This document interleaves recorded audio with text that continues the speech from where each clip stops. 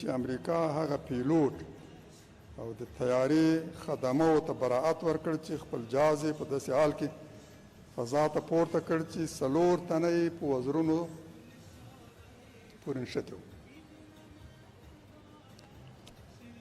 هوا ته د دې سرخ هغه ته ننوتې وه، جوت معلومېدل، پټ هم نه و. اما په داسې حالت کې پیلوټ ته وویل چې الوځه. کولی شو چې تر هغه وخته پورې الوتنه معطله کړي چې دا راکوز کړي.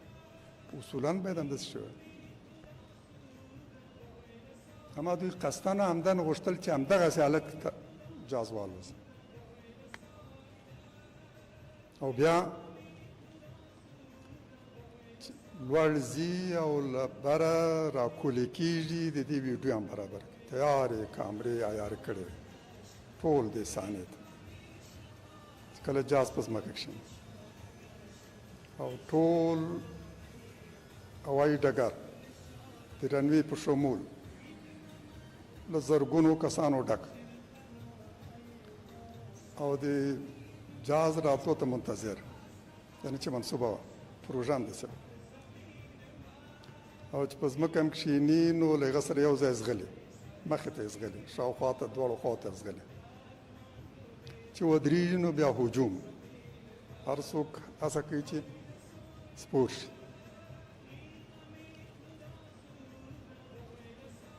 د دې جهاز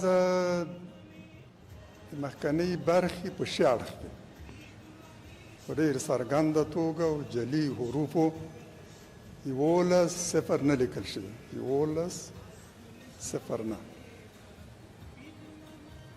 یعنې د سپتامبر 11، یعنې د نیویارک او د واشنګټن د پیښې نیټه، هماغه چې له کبله یې امریکا په افغانستان برید وکړ. 2 سترې تجارتي ماڼۍ په نیویارک کې نسکورې شوې او پنتاګون باندې هم برید وشو.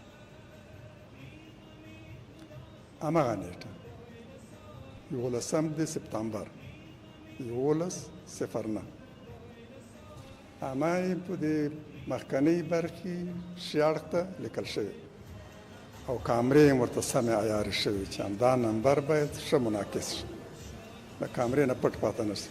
کامرې همداسې عیاره شوي دي او دا فلم تر ننه پورې شوي. له هماغه ورځې چې دا پیښه شوې ده تر نن پورې په مسلسله توګه دا فلم شوي.